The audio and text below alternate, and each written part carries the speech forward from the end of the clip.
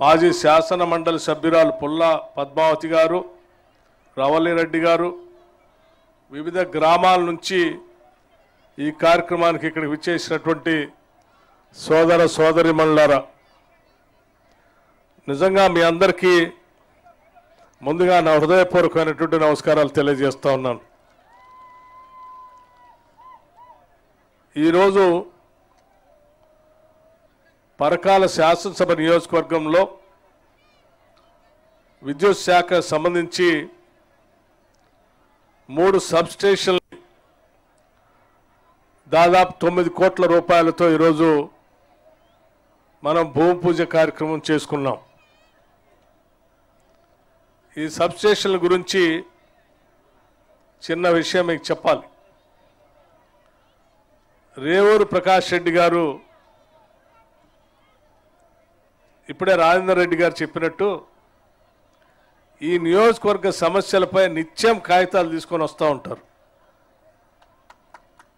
ఏదో ఒక పని నియోజకవర్గ అభివృద్ధి కోసం గతంలో పనులు మొదలుపెట్టి ఆగిపోయినటువంటి వాటికి నిధుల కోసం, లేకపోతే కొత్తగా నియోజకవర్గ అభివృద్ధి చేయడం కోసం కావాల్సిన నిధుల కోసం, లేకపోతే ఈ మున్సిపాలిటీ అభివృద్ధి చేయడం కోసం కావాల్సిన నిధుల కోసం. నిజంగా కొత్తగా మొట్టమొదటిసారి ఎవరైనా శాసనసభ్యుడు అవుతారే, ఆ అయినటువంటి శాసనసభ్యుడు కొత్తగా మొట్టమొదటిసారి చాలా సంవత్సరాల తర్వాత ఎమ్మెల్యే కావాలి కావాలి కావాలని కోరుకున్నటువంటి వ్యక్తి మొదటిసారి శాసనసభ్యుడైతే కాగితాలు పట్టుకొని కార్యాలయాల చుట్టూ తిరుగుతూనే ఉంటాడు. అటువంటి ఉత్సాహం కొన్ని సంవత్సరాల తర్వాత, కొన్నిసార్లు గెలిచిన తర్వాత తగ్గుతూ ఉంటుంది. కానీ రేవూరు ప్రకాష్ రెడ్డి గారిలో మాత్రం ఏ సమంతా కూడా తగ్గలేదు. మొట్టమొదటిసారి శాసనసభ్యుడు అయినటువంటి వ్యక్తికి ఎంత ఉత్సాహం ఉంటుందో తన నియోజకవర్గాన్ని అభివృద్ధి చేయాలని, ఆ రకంగా ఆయన తిరుగుతూ ఉంటే నాకే అనిపిస్తూ ఉంటుంది. నిజంగా ప్రతి ప్రజాప్రతినిధి ఈ రకంగా ఆలోచన చేసి తన నియోజకవర్గ అభివృద్ధి కోసం పనిచేసుకుంటూ పోతే అసలు ఓటమి అనేది ఉండదని నేను ప్రగాఢంగా నమ్ముతా ఉన్నాను. అందుకు వారికి నేను ప్రత్యేకంగా అభినందనలు తెలియజేస్తూ, ఈరోజు మనం చేసుకున్నటువంటి ఈ కార్యక్రమానికి సంబంధించి మీ అందరికి కూడా, ఈ శాసనసభ నియోజకవర్గ ప్రజానికి అందరికి కూడా నేను అభినందనలు తెలియజేస్తూ ఉన్నాను. ఎందుకంటే ఈ నియోజకవర్గంలో భవిష్యత్తులో కరెంటుకు సంబంధించి ఎటువంటి సమస్యలు లేకుండా క్వాలిటీ పవర్ ఇవ్వటం కోసం పనికి వచ్చేటువంటి సబ్స్టేషన్లు ఈరోజు మనం భూమి పూజ చేసుకున్నాం. పనులు కూడా ముగించుకుని కొద్ది రోజుల్లోనే ప్రారంభోత్సవం కూడా చేసుకుంటాం. లేకపోతే నేను మీ అందరికీ చెప్పాలనుకునేటువంటి కొన్ని విషయాలు ఉన్నాయి. సరే, ఈ నియోజకవర్గానికి సంబంధించి స్థానికంగా కొన్ని అవసరాల గురించి మన ప్రకాష్ రెడ్డి గారు కొన్ని చెప్పారు. నాకు వచ్చేటప్పుడు మళ్ళీ కారులో కూడా మీకు చెప్పినని కూడా నాకు చెప్పారు. తప్పనిసరిగా వాటన్నిటినీ రాష్ట్ర ప్రభుత్వం పరిశీలన చేస్తుందని మాత్రం మీ అందరికీ నేను మాటిస్తూ ఉన్నాను.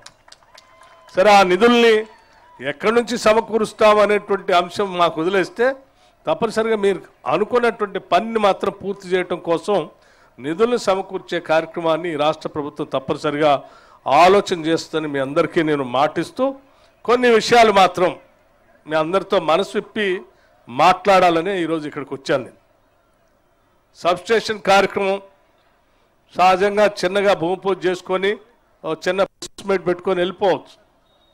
కానీ మేమందరం ఆలోచన చేశాం. మీ అందరి ఆశీస్సులతో అధికారంలోకి వచ్చినటువంటి ఇందిరమ్మ రాజ్యం ఈరోజు రాష్ట్ర ముఖ్యమంత్రి రేవంత్ రెడ్డి గారి నాయకత్వంలో ఉన్నటువంటి యావత్ కేబినెట్ మంత్రివర్గ సహచరులు అందరం, మా శాసనసభ్యులందరం ఆలోచన చేసి పెద్ద ఎత్తున రాష్ట్ర అభివృద్ధి కోసం గత సంవత్సర కాలంగా చేసినటువంటి కార్యక్రమాల్ని మనసు విప్పి మనకున్న సమస్యల్ని, ఇబ్బందుల్ని, మనం చేసినటువంటి పనులు కూడా మన ప్రజలతో మనం మాట్లాడుకోవాలా, ముచ్చటించుకోవాలని చెప్పి ఆలోచనతోనే ఈరోజు మీ మధ్యకు వచ్చాను. నేను మిత్రులారా, మీ అందరికీ కొన్ని విషయాలు చాలా స్పష్టంగా చెప్పాలి. అదేమిటంటే, మన రాష్ట్రం కొట్లాడి మనం అందరం తెచ్చుకున్నాం.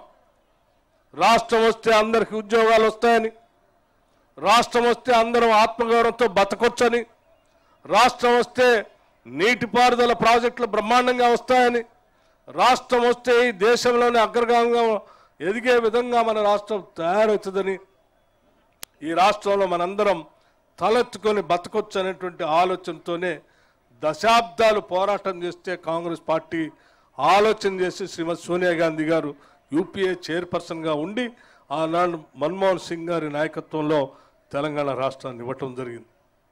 మీ అందరికీ తెలిసిందే, 10 సంవత్సరాలు మరి ఈ రాష్ట్రంలో అనేక వాగ్దానాలు చేశారు.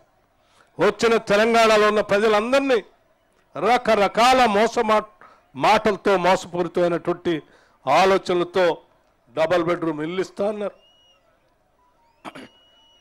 ఇంటికో ఉద్యోగం ఇస్తా అన్నారు, 3 ఎకరాల భూమి పంచుతా అన్నారు. అసలు తెలంగాణ రాష్ట్రాన్ని ఏం రాష్ట్రం బంగారు తెలంగాణగా మారుస్తామని చెప్పారు. అసలు చెప్పనటువంటి మాటే లేదు. కానీ 10 సంవత్సరాలు చూసాం. ధనిక రాష్ట్రంగా ఉన్నటువంటి రాష్ట్రాన్ని వారి చేతుల్లో పెడితే ₹1,00,000 రుణమాఫీ చేస్తా అని చెప్పి ఆ రుణమాఫీ సంబంధించి కూడా మొదటి దఫా 14 నుంచి 18 వరకు 4 దఫాలుగా చేసి ఆ ₹1,00,000 రుణాన్ని బ్యాంకుల్లో వడ్డీ పెరిగిపోయి ఈ 4 దఫాలు చేసినటువంటి రుణమాఫీ వడ్డీ సరిపోయింది, అసలు మాత్రం అలాగే మిగిలిపోయింది. కేవలం ధనిక రాష్ట్రం చేతిలో పెడితే కేవలం ₹1,00,000 కూడా రుణమాఫీ చేయలేకపోయారు వాళ్ళు. రెండోసారి మళ్ళీ వచ్చారు అధికారంలో, మళ్ళీ ₹1,00,000 రుణమాఫీ చేస్తూ ఉన్నారు. 4 ఏళ్ళు అయిపోయింది. చివరి సంవత్సరంలో కొంత అరకొరగా ఏదో చేసినట్టు చేసి వదిలేశారు. అంటే 10 సంవత్సరాలలో కూడా 7 లక్షల కోట్ల రూపాయలు అప్పు చేసి కూడా ₹1,00,000 రుణమాఫీని కూడా చేయలేక చేతులు ఎత్తేసినటువంటి ప్రభుత్వాన్ని 10 సంవత్సరాలు మనం చూసాం. మరి ఈరోజు ధనిక రాష్ట్రం కాదు, 7 లక్షల కోట్ల పైబడి అప్పు, ప్రతి నెల దాదాపు 6,500 కోట్ల రూపాయలు అసలు వడ్డీకి అప్పు కట్టాల్సిన పరిస్థితి. ఇన్ని ఇబ్బందుల్లో కూడా మేము ఆలోచన చేశాం, మనకెన్ని ఇబ్బందులున్నా ఇచ్చిన మాట ప్రకారం చేసినటువంటి వాగ్దానాల్ని తప్పనిసరిగా నిబద్ధతతో చేయాలనేటువంటి ఆలోచనతోని ఈ రాష్ట్ర ప్రభుత్వం ఉన్నది అని స్పష్టంగా చెప్పడం కోసమే మా ఇబ్బందులన్నింటినీ పక్కన పెట్టి కూడా ఈరోజు రాష్ట్రంలో మేము ఇచ్చినటువంటి మాట ప్రకారం ₹2 లక్షల లోపులో ఉన్నటువంటి అప్పుని మేము ఇచ్చాం మాట. ₹2 లక్షల లోపులో ఉన్నటువంటి ప్రతి రుణాన్ని మాఫీ చేస్తామని చెప్పాం. కేవలం 2-3 నెలల్లోనే ₹2 లక్షల లోపులో ఉన్నటువంటి రుణాన్ని సంపూర్ణంగా మాఫీ చేశాం. 2 లక్షల లోపులో ఉన్నటువంటి రుణాన్ని దాదాపు 22,000 కోట్ల రూపాయలు బ్యాంకుల్లో నేరుగా రైతుల ఖాతాల్లోకి నేరుగా పంపించి రుణాన్ని మాఫీ చేశాం. ఇది వాస్తవం.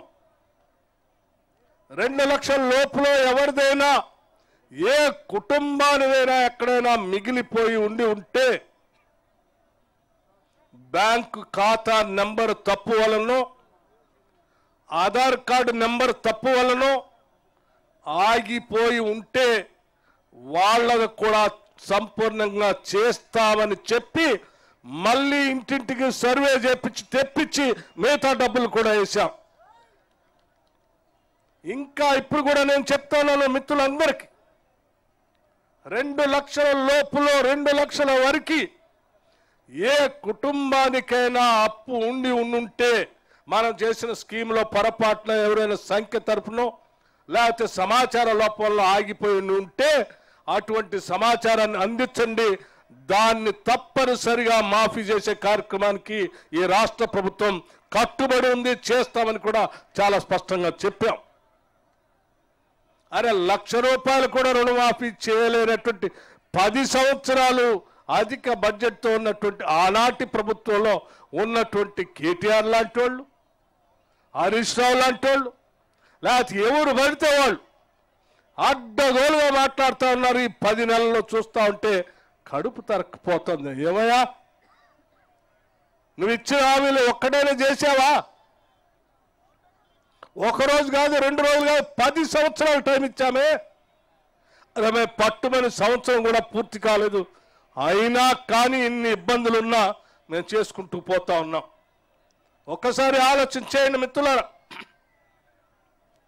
మీ అందరికీ నేను చెప్పేదల్లా ఒకటే, కొట్లాడి మనం ఉద్యోగాల కోసం తెచ్చుకున్న 10 సంవత్సరాలు గ్రూప్ 1 పరీక్ష, దానికి సంబంధించిన నోటిఫికేషన్ కానీ పరీక్షలు నిర్వహించడం కానీ చేయలేదు. 10 నెలలు కాకముందే మన ప్రభుత్వం గ్రూప్ 1 పరీక్ష నిర్వహించడమే కాదు, ఈ రాష్ట్రంలో 56,000 మంది నిరుద్యోగ యువతి యువకులకి ఉద్యోగాలు ఇచ్చాము. ఇది లెక్క బరాబర్గా ఉంది. పబ్లిక్ సర్వీస్ కమిషన్ ద్వారా నియామక పత్రాలు ఇచ్చినవి ఇంకా ప్రాసెస్లో ఉన్నాయి చాలా. అంతేకాదు, ఇచ్చిన మాట ప్రకారం ఈ రాష్ట్రంలో మహిళలను మహాలక్ష్మిలాగా చూస్తూ ప్రతి మహిళ ఈ రాష్ట్రంలో ఎక్కడి నుంచి ఎక్కడికైనా ఉచితంగా బస్సులో